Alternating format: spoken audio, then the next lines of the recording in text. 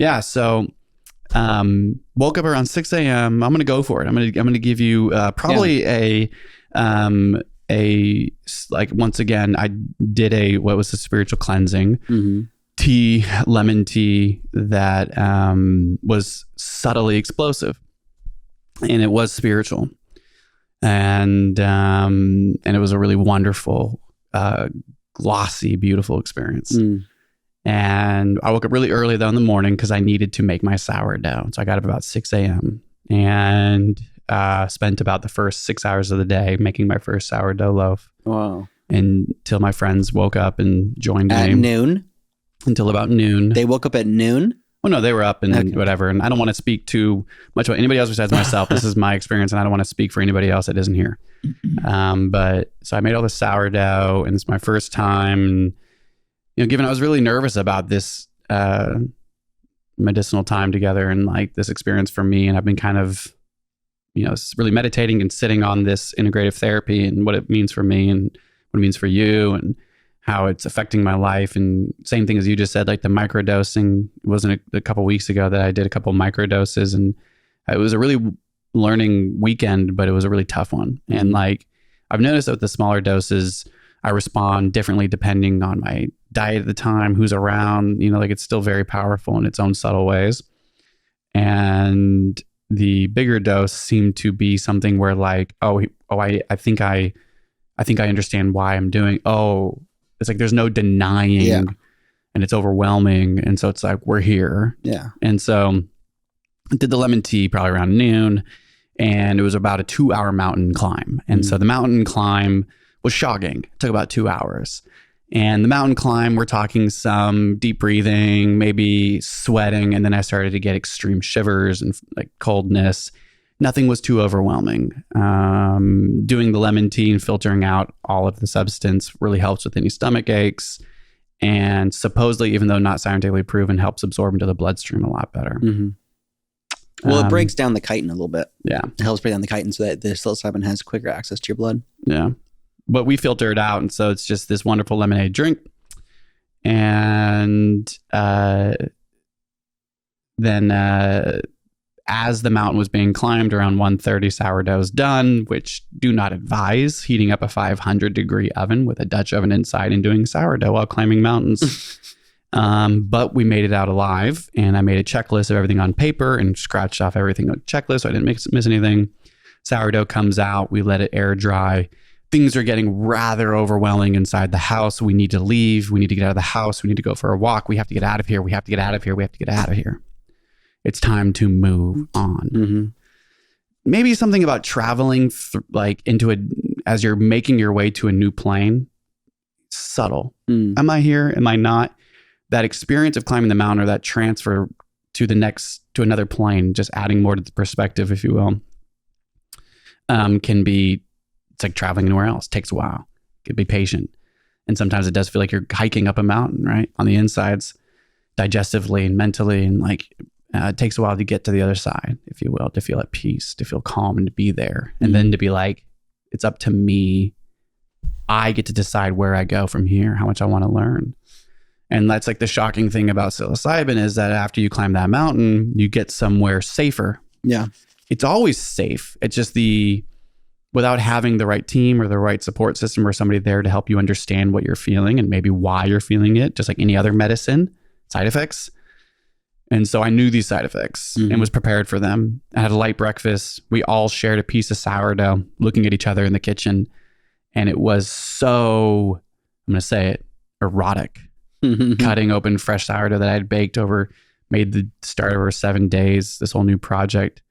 There's something so like patient about sourdough making. You have to be so patient for everything to rise, and you go back in and you knead the dough, and then you rise it, and you fold it, and you fold it, and you fold it just to get more, make it tougher and stronger.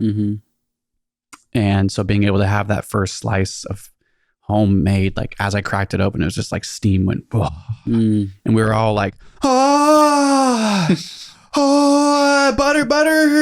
butter. And it was all very intense. Yeah. And we all bit into the bread together, and we were all like, we have to go outside now. And like the knives were left there, and the butter is out, and the bread's just there. So we just took out took the dog and went out to the dog. Like there's this huge open grass field with these big, huge trees. Takes about 30 minutes to get out there to this field. So we all get out there, and immediately when we get outside, it was like, ah.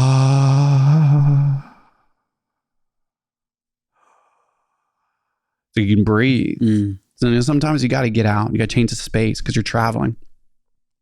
It's easy to move, as we walk, and this movement, like helps us think or whatever. And so as we're walking, we go through the neighborhoods, we're saying hi to neighbors, and the colors are getting brighter and stronger. And yeah. How long is this into the trip? this is about 2:30 p.m. now. And so we're talking about 2 hours, maybe about after we'd taken it. So aren't you fully...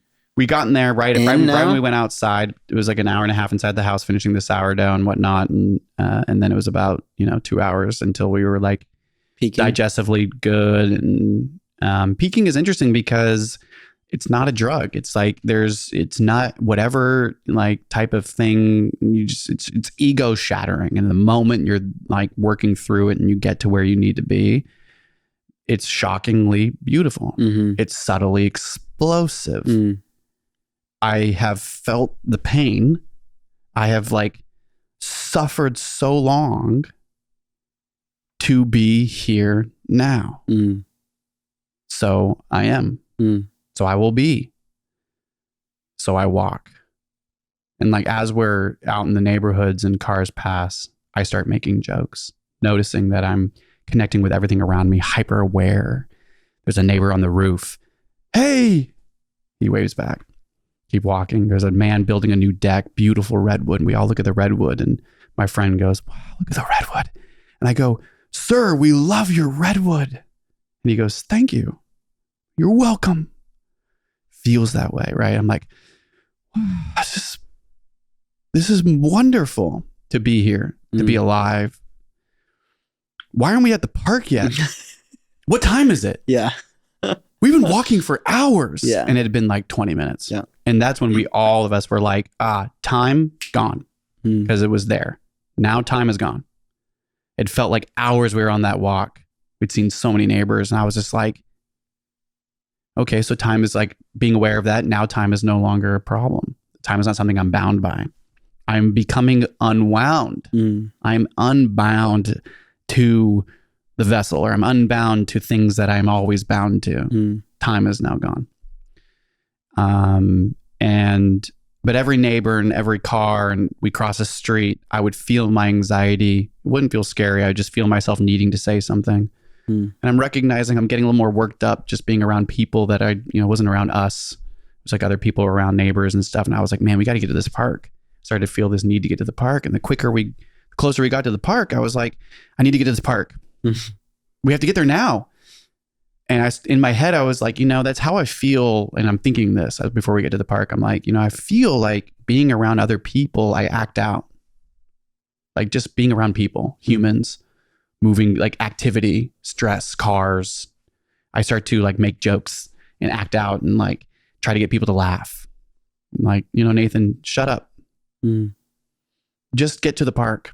And I was like talking out loud this way. Like you guys, I think I just like, I'm acting out a lot around people, because like I'm like we need to get to this park. And they're like laughing because I'm making them laugh. But inside I'm like, Nathan, shut the fuck up. And I was like telling myself, shut up, just stop, dude. Like I know you're nervous. I know you're like, you have social anxiety. You're feeling that to the max right now and you're not scared, but this is why you're acting out.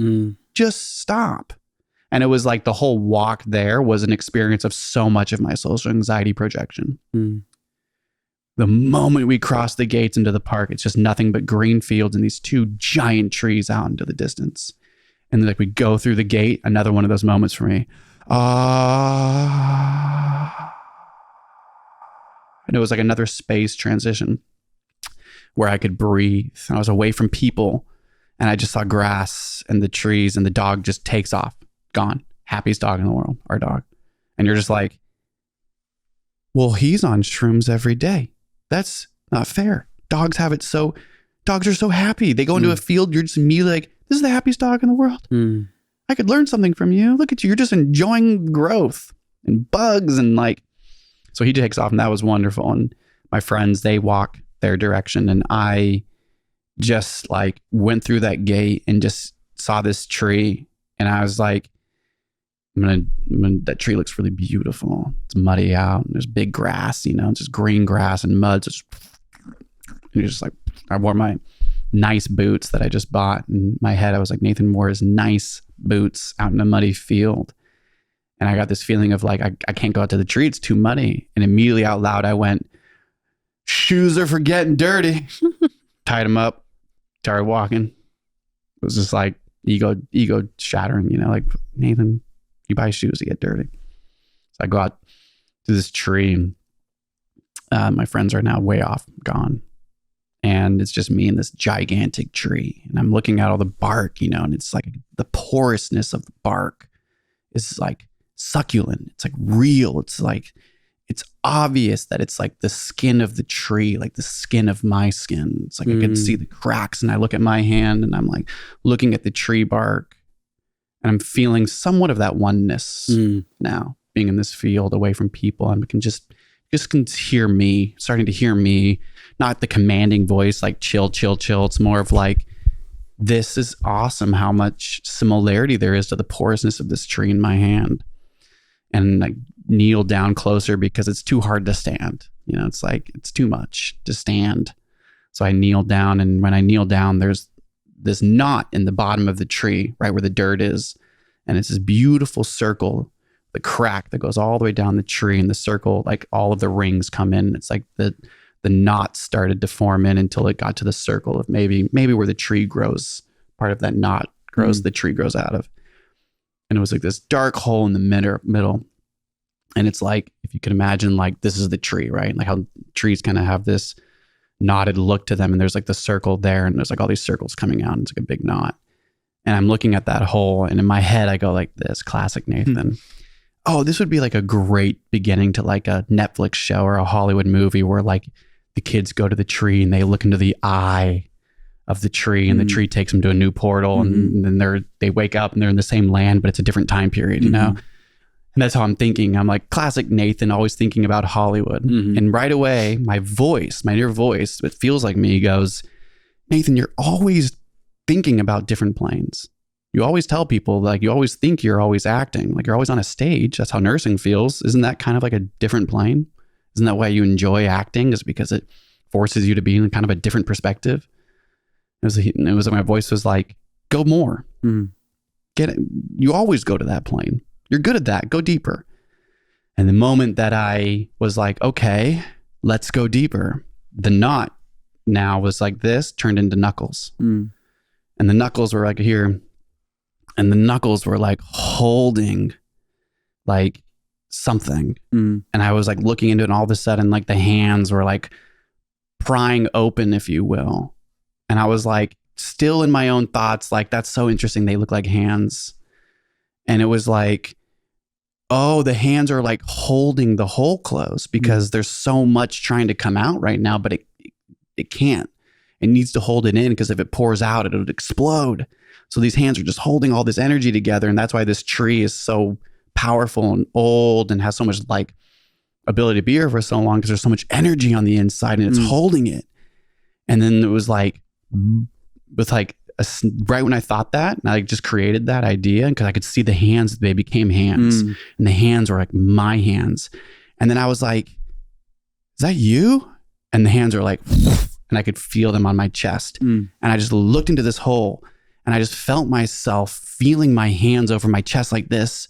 And I was like, Nathan, you have so much love in you, man, that it hurts sometimes the way you let it out. And you have to learn how to let that love out and shine in like the ways they should be, because you are, not because you have to, not because you should, but because you are. And I was like holding this light inside of me, like as if it feels that way at times for me, to like hold it in. And if I let things out, nobody understands me. And I was like, I feel so old sometimes. I feel so like rough and porous. And I'm just like, nobody. And like, but the way I was looking at this tree was like, oh, just like the hand and the porous of my hand. These hands on the knot. I am the tree. Mm. Like, I am the tree. And like the oneness hit. Mm. And I like was looking at it and I was just started crying. Hmm. And I was like, and I could breathe again. And I stood up and I looked up at the whole tree and I was just like, thank you. Like, thank the tree, but I thanked myself because I was like there. Mm-hmm. And the moment I like turned to look where my friends were and I was like, time to walk. And as I walked, man, my inner voice, that inner voice I have every day, the inner voice I have every day I wake up, those thoughts that lie to us, you know, the things that play in my head, and the inner voice was so wonderful. And it wasn't sure, it felt like someone else, maybe if I wanted it to, but it was all me. And the voice was like, move with me. And I would be like, the voice would just be like, you're so good. You're so love. You're so light. You're like molecule. And it was like very psychedelic. And every yellow flower I'd come by, I'd get down really low and I'd look at it. And I would like see the flower's purpose was like here for the sun. Every day, whether I'm there or not, the purpose of that flower is so meaningful. Every day it's there to praise the sun and the roots feeding whatever it needs to, and it's feeding it. And the grass feeding the sun or feeding from the sun, what purpose? And I like looked at the yellow flower and like looked up at the sun, and it was like, I am purpose. I always ask myself, like, what's my purpose? Like, I want to be on stage. I want to make music again. I want to write. And it was like, but Nathan, you're good. You're love. You're light. You are the tree. You are the grass. You are the flower. You are what purpose is. Your purpose in all of its forms. You just being a being is all the purpose that you ever need to be. You are purpose, Nathan. Now walk and stand up. And I'd be like, my purpose is here now. Like, my purpose is to walk. My purpose is to be. Nothing else. And there was like this immediate freedom that I had around music about what I wanted to do with the cast. It was like every thought was like, I am purpose, which means I don't have to do anything because I am okay. I am good. I am love. And like, yeah, it was just it was a powerful time in that field. And so we went back to the house. I met up with my friends and we had some more walk back, and I got to practice more of my immediately being around neighbors again in cars and feeling not scared, but uncomfortable, and making jokes and being like, that's wild how quickly I get to practice again. And being like, so is life. Every day, every moment's like, I gotta keep practicing to not lose my shit. And we get back to the house, and it was got the records on and lighting on, and pretty quickly things started, after about 6 hours, we'd been out for like 3 hours and if not more. And so it was about 6 hours total time. About 7 p.m. comes around and things start to land back, or at least it feels like we're done. We're back. We're nothing. You're not really done. Like, today has been a day of reintegration. And then I just created a vibe of just beautiful, wonderful music, soul music and light. And we all just sat and we ordered Puerto Rican food and we feasted like kings and queens and just felt so blessed and lucky. And we all broke down our experiences and just had a really healing time of what I like to call reentry, which is just like, let's figure this out. Let's put meaning to this. Life is joy and suffering. I just want to have meaning. There's so much joy and there's so much suffering. Let's put some meaning to it. And there was so much joy and suffering in the traveling experience yesterday. And so let's put some meaning to it. And I put so much meaning to everything.